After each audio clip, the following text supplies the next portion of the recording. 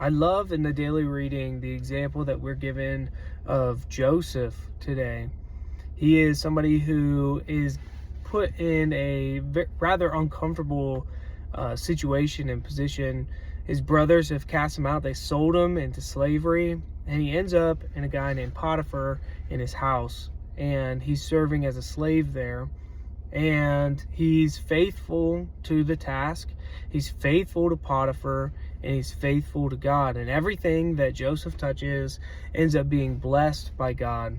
And because he's faithful, Potiphar rewards him by putting him in charge of everything in his household. Eventually, Potiphar's wife tries to tempt Joseph. Joseph remains sinless in that situation, but ends up being sent to prison because of the situation that he's in. But while he's in prison, he's faithful to the tasks that are given to him. He's faithful to the prison guard, and he's more importantly faithful to God. And God blesses everything that he touches, and he's rewarded even in the midst of his terrible circumstances. It's a reminder to me that when we are faithful to the task, we're faithful to the people that we are in communion with, and we're faithful, most importantly, to God, that God rewards us. And so you might be in a situation where you're uncomfortable.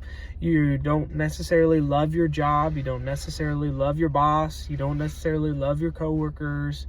But if you would change your attitude, and would you turn to love them in spite of your circumstances, but instead you go to your job with joy, you treat your boss with respect, you love on your coworkers, you will find that you begin to love the place in which you are, and you'll be blessed by God in the place in which you once found yourself uncomfortable with.